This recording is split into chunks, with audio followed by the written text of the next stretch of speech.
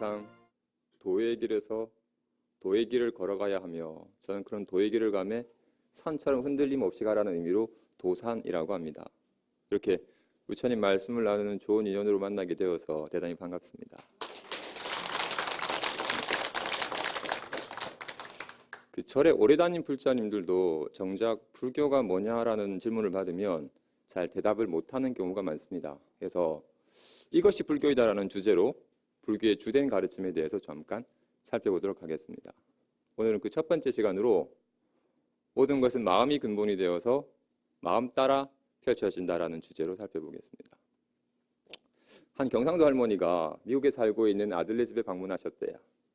그래서 먼 길 오신 어머니를 위해서 아들네가 일주일간 휴가를 내서 어머니를 미국의 여러 명소를 다 구경을 시켜드렸어요. 일주일간 실컷 관광을 하신 경상도 할머니가 이제 아들네는 이제 휴가가 끝나서 출근하고 손자들도 다 학교에 간 동안 집에서 그냥 혼자서 무료하게 쉬셨어요. 한 며칠간 편히 쉬었는데 한 사나흘 지나니까 좀 무료해지기 시작했어요. 그때 마침 이웃에 당신 또래 미국 할머니가 혼자 살고 계시는 거야. 그래서 저 할매랑 같이 말동무하면 재밌겠다는 생각은 드는데 말이 안 통해서 아쉬웠던 찰나에 하루는 동네 산책을 하고 계시는데 미국 할머니가 혼자서 버스 정류장에서 버스를 기다리고 계시는 거야. 어떻게 좀 친구가 될 수 있는 기회가 되지 않을까라는 마음 용기를 내서 버스 정류장 옆에 다섯이 앉으셨어요. 막상 용기를 내서 앉긴 앉았는데 어떻게 말을 걸 수가 없으니까 아쉽던 찰나에 멋쩍게 그렇게 같이 버스 올 때까지 기다려주자는 마음으로 살짝 멋쩍게 같이 앉아 계셨어요. 한 10분쯤 지나자 언덕 너머에서 버스가 나타났어요. 경상도 할머니가 너무나도 반가워서 왔대! 라고 소리쳤어요. 미국 할머니가 왔대! 무슨 요일이냐고 묻는 줄 알고는 마치 월요일이라서 뭔데? 라고 대답했어요. 경상도 할머니가 버스데이! 라고 했더니 해피 버스데이 투유 하면서 막 축하를 해주시더래요. 이 두 분은 지금 똑같은 상황에 처해 있는데도 그동안 각자가 살아온 경험에 따라서 각자 다른 상황을 감응하고 있어요.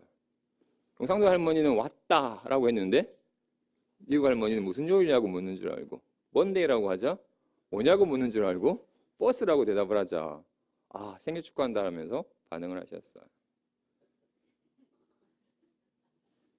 부처님께서는 이 세상에는 중생의 수만큼 다양한 세계가 있다고 말씀하셨어요.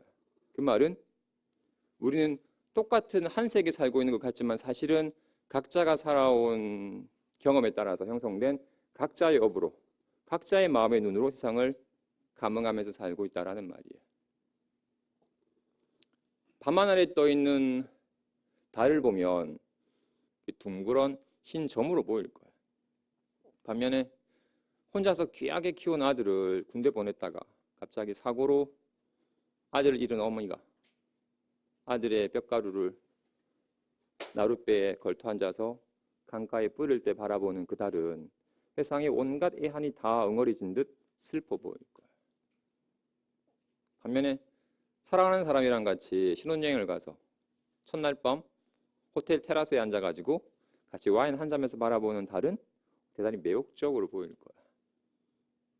그럼 그 달은 의미 없는 달일까요? 아니면 슬픈 달일까요? 아니면 매혹적인 달일까요? 달은 본래 공한지라 의미 없지도 슬프지도 매혹적이지 않습니다. 하지만 마음 따라 펼쳐져요. 마음이 근본이 되어서 마음 따라 펼쳐집니다. 그래서 지친 회사원의 마음에는 의미 없는 달로 드러나고 슬픈 호르미의 눈에는 슬픈 달로 드러나고 신혼부부의 눈에는 매혹적인 달로 드러나는 거예요. 그래서 세상을 바라보는 내 마음의 눈이 어떠하냐는 것은 내 인생에 지대한 영향을 미칩니다. 서양 동화 중에 핑크대왕 퍼시라고 하는 작품이 있어요.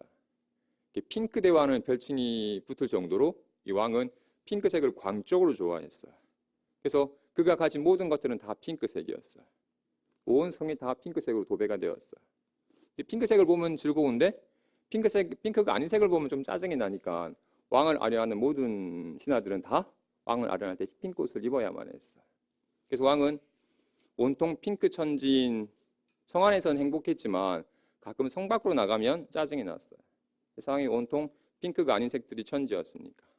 그래서 왕이 일방적으로 법을 제정해서 내 나라에 사는 모든 백성들은 모든 소유물을 다 핑크색으로 바꿔라라고 법령을 제정했어요. 일방적인 왕의 지시에 많은 이들이 반대했지만 어쩔 수 없이 핑크색이 아닌 것들은 압수해 가자. 다들 서둘러서 모든 소유물들을 다 핑크색으로 물을 들였어요.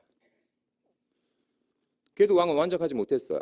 왜냐하면 사람이 가진 것들은 다 핑크색이지만 산에 피어있는 꽃이니 풀이니 나무들은 핑크색이 아니었으니까. 그래서 왕이 대규모의 군대를 보내서 온 나라에 산으로 둘러다니면서 모든 나무든 풀이든 모든 걸 다 핑크색으로 물들인 진풍경이 벌어졌어요. 몇 개월이 지나자 온 세상이 다 핑크색으로 변한 듯 했어요. 근데 유독 딱 한 것만은 핑크색으로 바꿀 수가 없었어요. 어딜까요?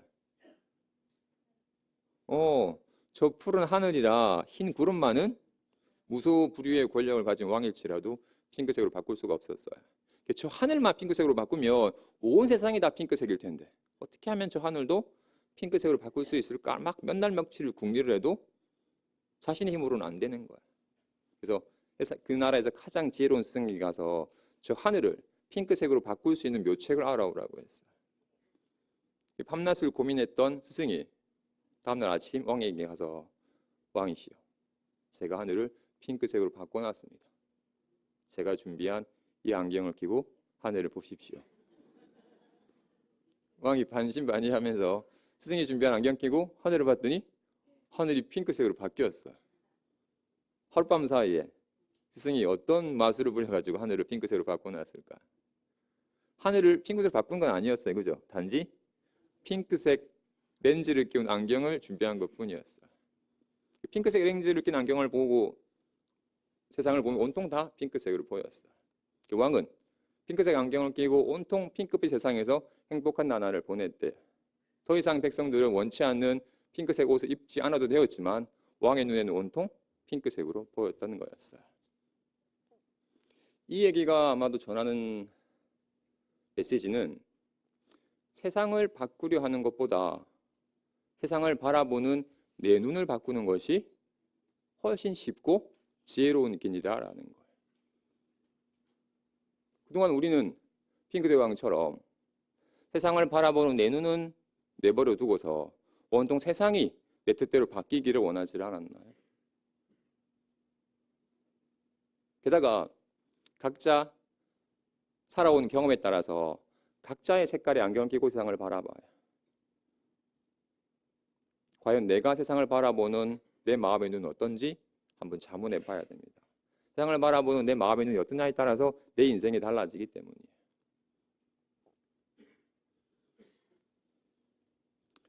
한 30대 초반에 남편을 잃고 혼자가 되신 모살님은 오직 외아들 하나만을 바라보면서 살았어요.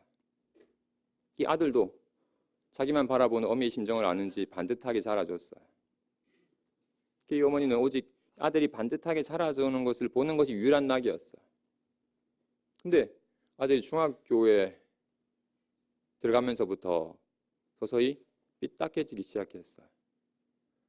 자신을 향한 어머니의 기대가 부담스러웠는지 자꾸 어머니를 좀 멀리하고 나쁜 친구들과 어울리기 시작했어요.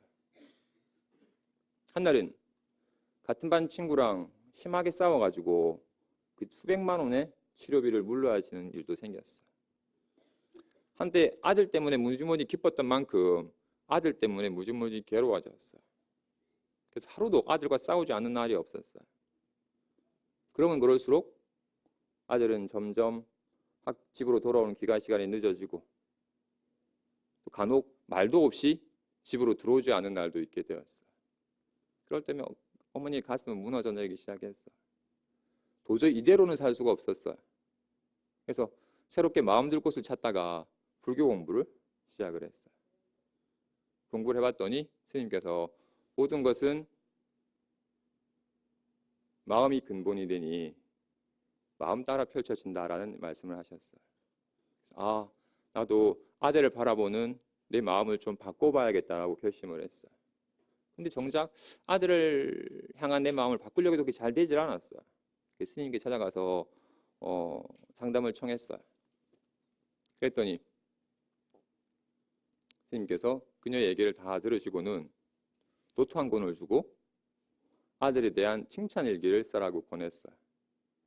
노트의 한 바닥 가득 아들에 대한 칭찬을 빼곡히 쓰라는 거였어요. 그래서 스님과 약속을 하고 집으로 돌아와서 책상에 앉아서 아들의 칭찬을 쓰려고 하는데 정작 아들의 칭찬거리가 생각이 안 나는 거예요. 요 며칠 사이에 12시 전에 집에 들어온 적도 없고 그저께 학교에서 사고를 쳐가지고 선생님한테 불려가기까지 했었는데 칭찬은커녕 온통 못마땅한 생각만 자꾸 일어났어요. 그래서 한참 동안 아무것도 쓰지 못했어요. 그래도 억지로라도 칭찬할 거리를 찾아야겠다 싶어가지고 칭찬할 게 없나라고 생각을 떠올려 봤더니 오늘 아침에 아들이 밥을 먹고 학교 다녀오겠습니다라고 인사하고 가는 모습이 떠올랐어요. 아, 우리 정진이가 밥은 맛있게 잘 먹지. 그 인사도 잘하지.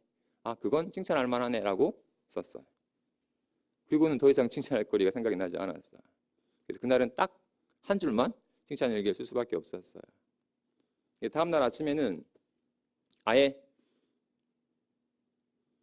작정하고서 칭찬 일기를 제대로 스님과 약속한 대로 한 바닥 가득히 쓰기 위해서 작정하고서 아들의 칭찬할 거리를 찾기 시작했어요.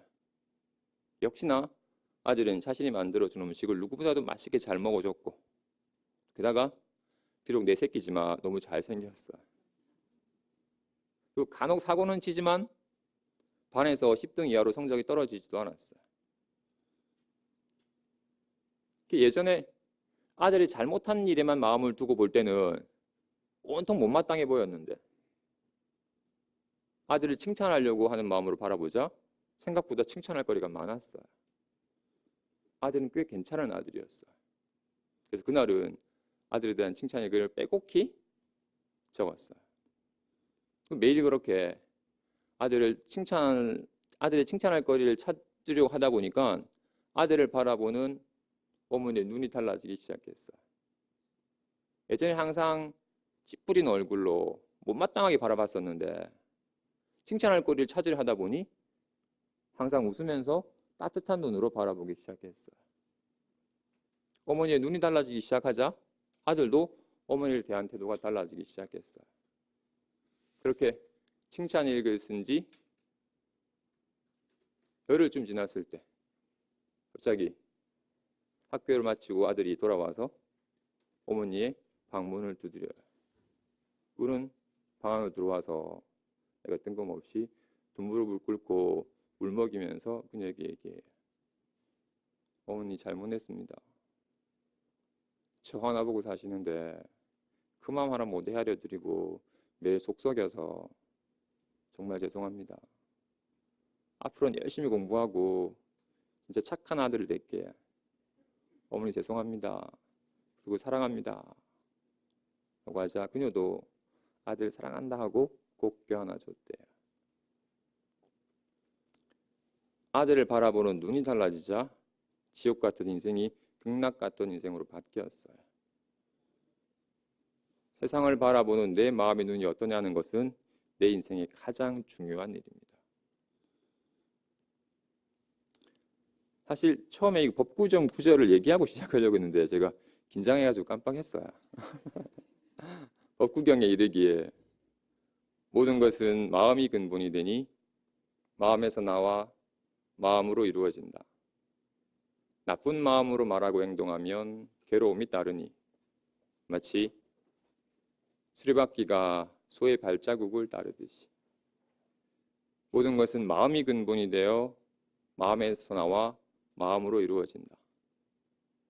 선한 마음으로 말하고 행동하면 즐거움이 따르니 마치 그림자가 형상을 따르듯이 모든 것은 다 내 마음이 근본이 되어서 마음 따라 펼쳐집니다.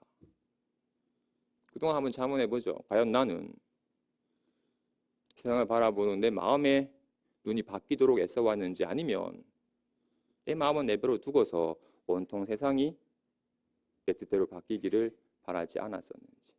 여러분 혹시 평소 어떤 말을 자주 하십니까? 혹시 힘들다, 죽겠다, 괴롭다 는 말이 입에 붙어 있지는 않습니까? 만일 그렇다면 여러분의 마음이 그만큼 괴롭고 힘들고 죽어가고 있는 겁니다. 우리가 하는 말은 우리의 마음을 그대로 표현합니다. 그래서 자신이 어떤 사람인지 알고 싶으면 자신이 습관적으로 하는 말을 적어보시기 바랍니다. 평소 하는 말이 자신의 마음을 그대로 나타냅니다. 그래서 매일 아침 눈을 뜨면서부터 자신을 칭찬해 주십시오. 자신의 장점을 하나씩 찾아내어 칭찬해 주고 자신의 무한한 가능성을 그려보는 겁니다. 그럼 자신이 서서히 변해감을 느낄 수 있습니다. 나쁜 말을 들어도 금세 긍정적으로 바꾸어서 듣고 또 그것 때문에 스트레스 받는 일도 줄어듭니다. 그럼 서서히 성장해 가고 있구나라는 걸 느끼게 됩니다. 행복한 사람이 되기 위해 습관적으로 하면 좋은 말들이 있습니다. 자신 있다, 믿는다, 이해한다, 감사하다, 행복하다. 이런 말들은 우리의 삶에 활력을 불어넣어 줍니다. 모든 것에는 힘이 담겨 있습니다. 한마디 말과 표정, 눈빛 하나에도 힘이 담겨 있습니다. 그래서 같은 것을 자주 반복하면 그것대로 변화해 갑니다. 특히나 진심 어린 말은 그 말을 듣는 사람을 변화시키는 놀라운 힘을 지니고 있습니다. 그러니 여러분 자신에게 그리고 부모님과 사랑하는 아이들에게 가슴으로부터 우러나오는 따뜻한 말과 진심 어린 눈빛을 보내주십시오. 그리고 진정한 나눔의 기쁨을 누려보시기 바랍니다. 다시 주제로 돌아가서 모든 것은 마음이 근본이 되어 마음에 따라 펼쳐진다. 그래서 매사에 불평하는 마음으로 사는 사람은 항상 얼굴이 찡그러져 있고 몸은 병들고 주위 사람들과 갈등을 일으킵니다. 반면에 매사에 감사하는 마음으로 사는 사람은 항상 얼굴이 밝고 몸도 건강하고 주위 사람들과 화목하게 지냅니다. 과연 매사에 불평하는 사람과 매사에 감사하는 사람이 각각 어떤 가정을 갖고 가는지 한번 살펴보죠. 먼저 매사에 불평하는 사람의 가정을 살펴보죠. 매사에 불평하는 사람은 가족들이 함께 모여서 저녁 식사를 할 때면 불평하는 말로 인해 그곳이 고문장소가 되고 맙니다. 남편은 회사의 복잡한 일로 인해 신경이 예민해져서 작은 일에도 마음이 거칠어집니다. 그래서 평소 좋아하지 않은 음식이 식탁 위에 올라 있으면 맛이 없다, 이런 반찬을 했어라고 불평을 합니다. 그럼 아내는 모처럼 애쓴 것에 대해서 불평을 들어서 애쓴 보람이 없다라고 여기면서 불쾌한 마음이 듭니다. 아내이 그렇게 불쾌한 얼굴을 보고 나면 남편은 더 불쾌해집니다. 하루 종일 회사에서 그렇게 힘들게 일하다가 이제 좀 집에서 위로를 받을까 싶어서 집에 돌아왔는데 당신 그렇게 불쾌한 얼굴로 나를 대하냐고 따지고 싶은 마음이 듭니다. 그걸 말로 표현하기도 하고 혹은 말로 표현하지 않아도 그런 불쾌한 심정이 얼굴에 드러납니다. 그럼 서로의 그런 불쾌한 심정이 얼굴이 드러나면 집안의 분위기는 금세 싸늘해집니다. 그럼 남편은 이런 집에는 일찍 들어오기 싫다. 그리고는 회사를 끝나고 집으로 들어올 때면 자꾸 딴 곳으로 향하려고 할 겁니다. 이처럼 많은 가정에서의 불화는 대부분 그런 불평하는 마음에서 시작되는 겁니다. 그래서 불자의 생활신조는 어떤 일에도 불평하지 않고 매사에 감사하는 겁니다. 그래서 불자는 저녁 식사를 하기 전에 먼저 눈을 감고 합장하고서 이 음식이 만들어지기까지의 수많은 인연들을 떠올리면서 그 인연들에게 감사합니다. 나는 수많은 사람들의 도움을 받고 살고 있구나. 참 감사하다. 라고 잠시 모든 인연들에서 감사한 마음을 명상하고 나면 회사의 복잡한 일은 절로 잊혀지고 눈앞에 사랑스러운 가족의 얼굴들이 보입니다. 가족들이 함께 정말로 사랑을 진 눈빛을 보내고 서로 그날의 일과를 서로 나눕니다. 이때 서로를 이해해주는 따뜻한 말과 정말 정성 어린 음식은 온 세상이 근심사를 다 잊게 합니다. 이처럼 극락 같은 불자의 가정은 대부분 감사하는 마음에서 비롯하는 겁니다. 모든 것은 마음이 근본이 되어서 마음에 따라 펼쳐집니다. 그래서 나의 얼굴도, 나의 몸도, 주변 사람과의 관계도 다 내 마음의 그림자입니다. 내 마음이 근본이 되어서 얼굴도, 몸도, 관계도 드러나는 거예요. 지금 스님의 심정은, 스님의 마음은 지금 짜증난 것 같나요? 아니면 즐거운 것 같나요? 짜증난 것 같나요? 지금은 짜증난 것 같나요? 즐거운 것 같나요? 그죠? 지금 손이 있으니까 그림자가 생겨요. 불빛이 비춰가지고 그림자가 생겨요. 근데 이 그림자의 모양이 영 이상해요. 이 그림자 모양이 바뀌었으면 좋겠어. 그럼 어떻게 이 그림자의 모양을 잡아서 바꿔야 되나요?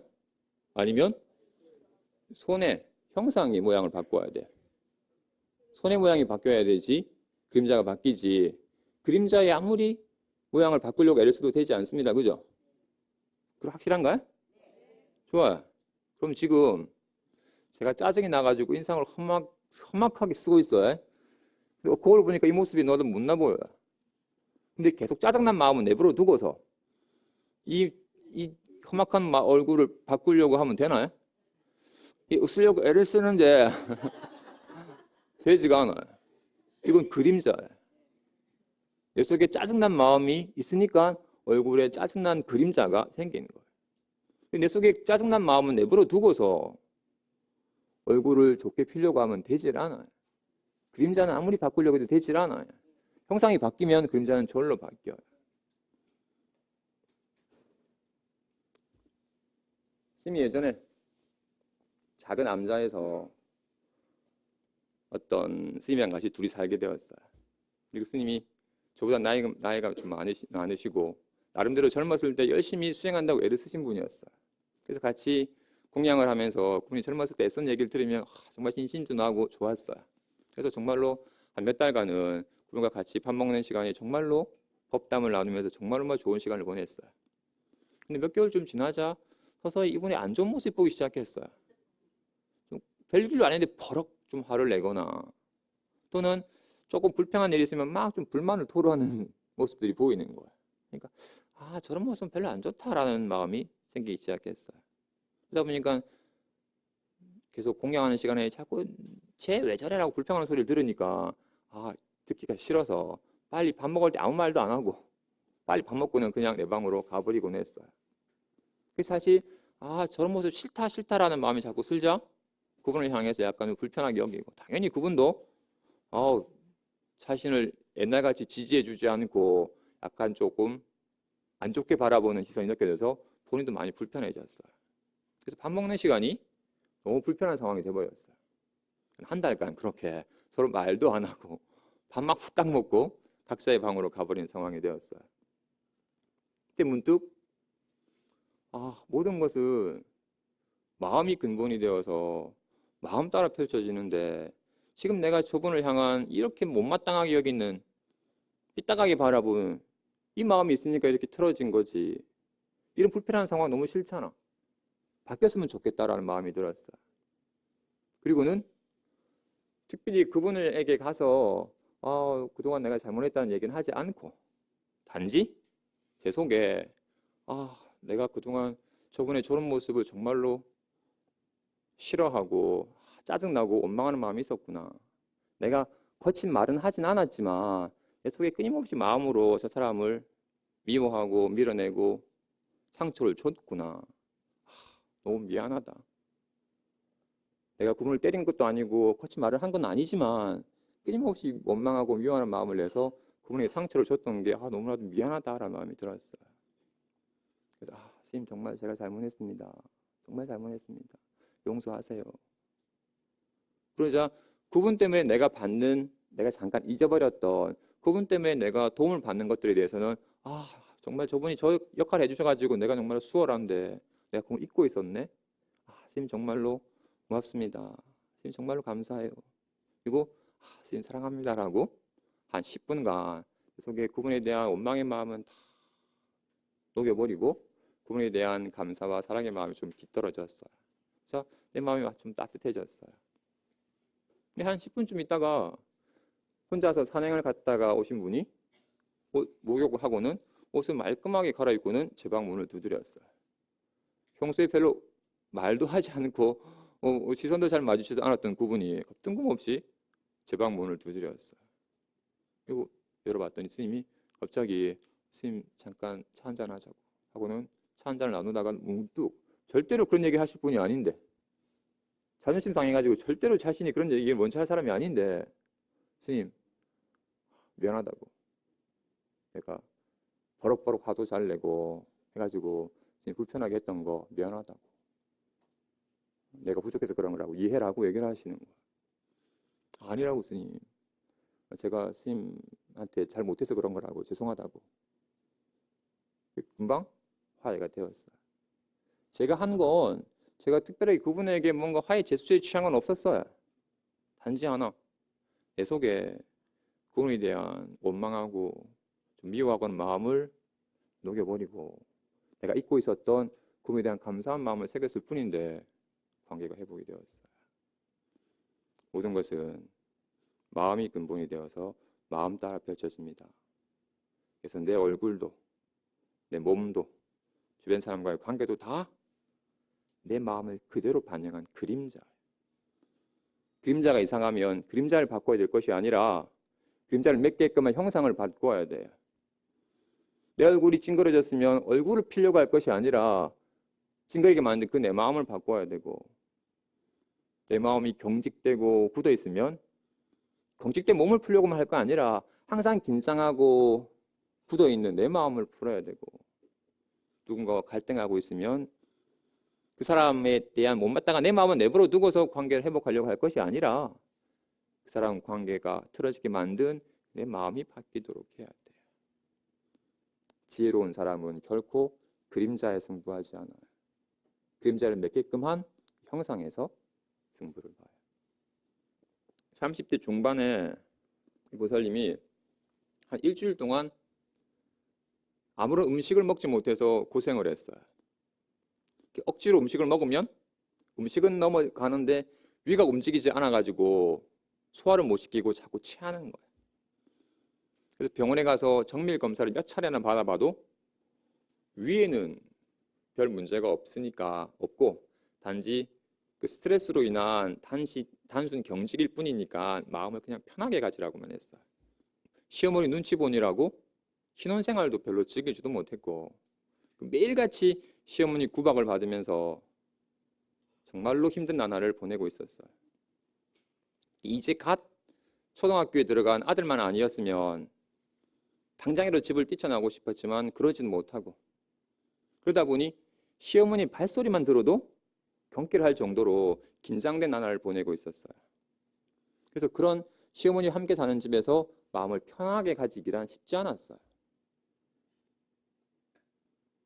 그래서 일주일 동안 음식을 먹지 못해가지고 정말로 힘든 정말로 고통스러운 나날을 보내다가 아는 지인의 소개로 큰 스님을 친견하게 되었어요. 스님께서 그녀를 따뜻하게 맞이해서 정성 어린 차 한 잔을 주며 그녀가 속인 얘기를 할 수 있도록 그녀에게 귀를 기울였어요. 한참 살아온 얘기를 다 듣고 나서는 스님께서 그녀의 병의 원인을 알았어요. 몸의 병은 마음의 병에서 비롯하는 거기 때문에 그녀가 지금 이런 음식을 소화하지 못하는 병이 든 이유는 시어머니를 받아들이지 못하고 거부하는 마음이었어요. 시어머니 하는 모든 것은 다 못마땅해 해서 자꾸 거부하는 마음이 도리어 음식마저도 받아들이지 않고 거부하는 쪽으로 작용이 되는 거였어요.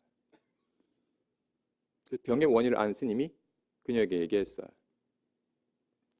보살님이 병이 지금 너무 지중해서 어지간한 정성으로는 낫지 않을 텐데 정말로 열심히 기도할 수 있겠냐고. 스님, 제가 음식을 먹을 수만 있게 된다면 스님이 시키는 건 뭐든지 하겠습니다. 제가 매일 절에 와서 부처님 전에 100일 기도라도 드리겠습니다. 지금 너무 몸도 허약하신데 절에까지 와서 기도할 건 없고 집에서 기도하는 법을 일러드릴 텐데 빠지지 않고 기도할 수 있겠냐고. 스님, 제가 스님이 시키는 건 뭐든지 하겠습니다. 스님이랑 약속합니다라고. 그럼 제가 보살님이 저랑 약속을 했으니까 집에서 딱 3가지 기도만 하면 된다고. 첫째는 아침 일어나자마자 시어머니 감사합니다 라고 기도를 하고, 잠들기 직전에 시어머니 감사합니다 라고 기도를 하고, 낮에는 100번을 연속해서 시어머니 감사합니다 라고 기도를 하십시오.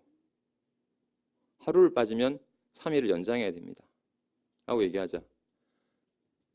스님, 제가 그건 못하겠습니다. 차라리 그냥 매일 절에 와서 연불하고 절을 하겠습니다. 스님이 우리 시어머니가 나한테 어떻게 하는지 안 봤으니까 그런 기도를 해라고 하지, 봤으면 스님도 그런 기도 해라고 얘기 못 하실 겁니다. 딴 건 다 할 수 있지만 제가 그건 못 하겠습니다. 그렇게 감사한 마음이 안 실어지면 그냥 건성으로 시어머니 감사합니다라고 그냥 건성으로 말만 해도 된다고. 아까 내가 시키는 건 뭐든지 하기로 약속을 했으니까 한번 내 말을 믿고 100일간만 감사 기도를 해보십시오 라고 하자. 스님과 약속한 것도 있고, 큰 스님이 저렇게 확신 어려서 얘기를 하시니까 그냥 지푸라기라도 짚는 심정으로 스님과 약속을 하고 100일간 감사 기도를 하기로 했어요. 낮에 아무도 없이 혼자 있는 시간이 되어서 지금 시킨 대로 100번을 연속해서 감사 기도를 하려고 시어머니 감사하라고 하는데 갑자기 속에서 뭐가 화기가 확 올라오더니 입을 탁 막아버려요. 감사하긴 뭐가 감사해. 아까도 한바탕 하고 갔는데 이라고 시어머니 감사합니다라는 말을 못하게끔 화기가 입을 막아버렸어. 이러면 안 되지. 그냥 건성으로 하자 라고 건성으로 시어머니 감사합니다, 시어머니 감사를 하면 또 속에서 화기가 또 욱 일어나가지고 기도가 또 끊어졌어요. 처음에는 기도가 쉽지 않았어요. 끊임없이 일어나오는 화기를 정말 누르고 누르면서 정말로 건성으로 시어머니 감사합니다, 시어머니 감사합니다, 시어머니 감사합니다 기도를 했어요. 그리고는 아침 일어나자마자 시어머니 감사합니다라고 하루를 시작하고, 낮에는 끊임없이 일어나는 화기를 누르면서 시어머니 감사합니다, 시어머니 감사합니다라고 100번을 연속해서 기도를 하고, 잠들기 직전에 시어머니 감사합니다라고 잠이 들고, 이렇게 항상 매사에 시어머니 감사합니다라는 말을 가슴에 좀 안고 살았어요. 한 3일쯤 지났을 무렵에 낮에 시어머니 감사합니다, 시어머니 감사합니다라고 기도를 하는데 문득 우리 시어머니가 우리 아들 길동이한테는 잘해주지, 진짜 왕자님처럼 잘해주지, 그건 진짜 고맙네 하는 마음이 들었어요. 그래서 우리 아들 길동이한테 잘해주는 건 감사합니다, 그건 참 감사합니다, 시어머니 감사합니다라고 기도를 했어요. 한참 하다 보니까 또 문득 맞다, 시어머니가 건강하셔가지고 저 넓은 밭일을 혼자 다 하시니 그건 진짜 감사하네. 많이 아프기라도 하시면 저 밭일 내가 다 해야 되고 병수발까지 들어야 될 텐데 당신이 건강하셔가지고 밭일도 하고 당신 몸 관리도 혼자서 다 하시니 그건 정말 감사하네. 어머니 건강하셔가지고 저 밭일 다 해주시고 혼자서 잘 지내시는 것은 정말로 감사합니다라고 시어머니에 대해서 정말로 진심 어린 감사한 마음이 조금 깃들어서 기도를 했어요. 그죠? 100번 기도가 예전같이 끊어지지 않고 절로 100번 기도가 다 이루어졌어요. 그날 저녁 어머니께서 밭일을 마치고 집으로 마당으로 들어오셨는데 그날 다 좀 밭일이 거칠었는지 발이 온통 진흙투성이로 더러워져 있는 거야. 그 문득 어디서 그런 용기가 났는지 대야에 따뜻한 물을 받아서 어머니에게 다가가서 어머니 제가 발 씻겨 드릴게요라고는 선뜻 어머니의 발을 씻어 주기 시작했어요. 갑자기 시어머니가 놀라가지고 내가 와이라노 안 하는 짓 다 하고 됐다. 아예 저거에서 제가 씻겨 드릴게요라고는 어머니 발을 씻겨 드렸어요. 야가 와이라노 하면서 좀 퉁명스럽게 말은 했지만 며느리 이런 살간 행동이 어머니도 싫지는 않았어요. 그래서 다들 이제 저녁 가족들이 다 모여가지고 저녁 식사를 하고 어머니께도 식사를 다 마치신 후에는 당신 방으로 들어가셨어요. 근데 정말로 그날따라 바늘이 좀 힘들었는지 안에서 어깨가 왜 이리 아프노라고 이렇게 신음하는 소리가 들렸어요. 그자 문득 아까 내가 발까지 씻겨줬는데 어깨 좀 주물러 드리는 게 대수겠나라는 생각이 들어서 어머니하고는 방에 들어가서 어머니 제가 어깨 주물러 드릴게요라고 하면서 어머니 어깨 주물러 드렸어. 걔한타 또 피곤할 땐 들어가서 쉬라. 어머니 제가 어깨 주물러 드릴게요 하고는 정말로 친정 어머니 어깨 주물러 드리는 것처럼 정말로 살갑게 어깨 주물러 드렸어요. 그리고는 어머니 두 발도 뻗어가지고 어머니 발도 막 주물러 드렸어요. 한참 동안 별 말이 없던 시어머니가 갑자기 며느리의 두 손을 잡고는 아가 미안하대. 내가 그동안 너무 못되게 굴었대. 아가 미안하대. 아닙니다 어머니. 제가 그동안 어머니한테 못해드렸죠. 어머니 제가 잘못했습니다. 어머니 앞으로는 제가 잘하겠습니다. 아니다 닌 잘못한 거 없다. 내가 못되게 해서 그렇지 니는 잘못한 거 없다. 아닙니다 어머니. 제가 잘못했습니다. 앞으로는 잘하겠습니다라고 서로 손을 부여잡고 꺼이 둘이 막 웃었어요. 한참 울고 났더니 갑자기 속에서 시장기가 확 일어났어요. 어머니 쉬시라고 잠자리를 다 봐드리고는 부엌에 가서 조심스럽게 저녁에 먹었던 된장국에 밥을 말아서 한 숟갈 먹었더니 너무 맛있는 거예요. 소화하는데 아무 문제가 없었어요. 그래서 된장국에 밥을 말아서 한 그릇 후딱 먹어버렸어요. 그 다음날 아침은 시어머니랑 남편이랑 아들이 그녀까지 한산에서 같이 아침을 먹었어요. 다들 놀래요. 그날 이후 그녀는 소화하는데 아무 문제가 없었어요. 그리고 이제는 시어머니만이 아니라 남편과 아들에 대해서도 여보 정말 고마워요. 아들 정말 고마워라고 남편과 아들에 대해서 감사의 기도를 드렸어요.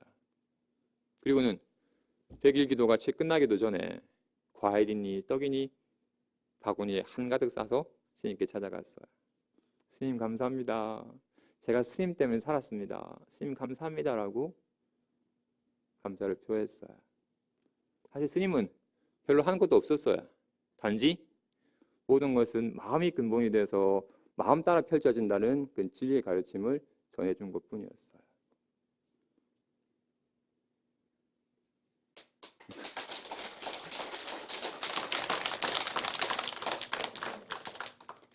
며칠 전에 등이 많이 구워서 제대로 누워서 자지 못하는 분에 관한 얘기를 들었어요.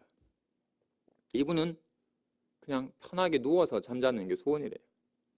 게다가 몸이 병이 들어서 가족들과 떨어져 살기 때문에 정말 다시금 가족들이 다 같이 모여서 사는 것이 꿈이래요.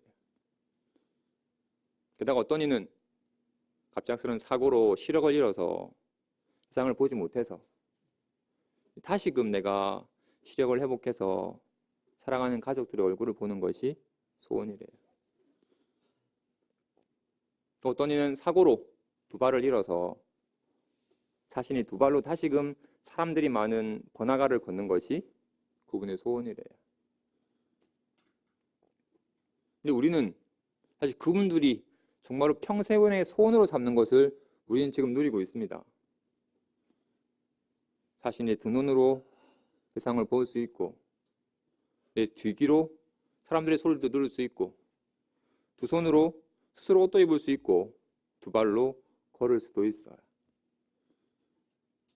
이렇게 그동안 평생을 나의 가장 친한 친구로 나와 함께 해주는 내 몸에 대해서 감사한 적 있나요?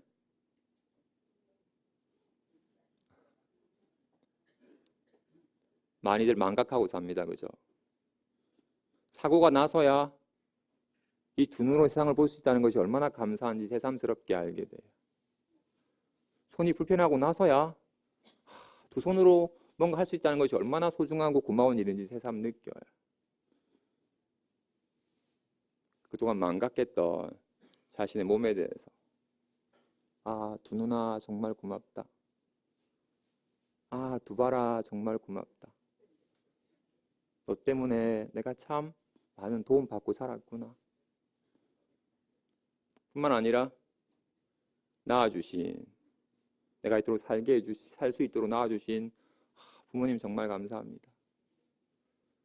그리고 가족을 위해 쓰시는 우리 남편이랑 우리 아내 정말 고마워. 우리 아이들 정말 고마워. 나랑 뜻을 함께하는 친구들, 도반들 정말 고마워. 음식을 먹을 때는 이 음식을 준비해 주신 분께 감사하고 음식한테도 감사하고 매 순간 그동안 당연한 듯이 받아들였던 모든 것들에 대해서 비로소 감사한 마음에 눈 뜰 때 진정한 행복이 펼쳐지는 것 같아요. 세상에서 가장 행복한 사람은 아마도 매사에 감사한 마음으로 사는 사람일 거예요. 마지막으로 스님이 준비한 한 구절 글귀 읽어드리고 마치도록 하겠습니다.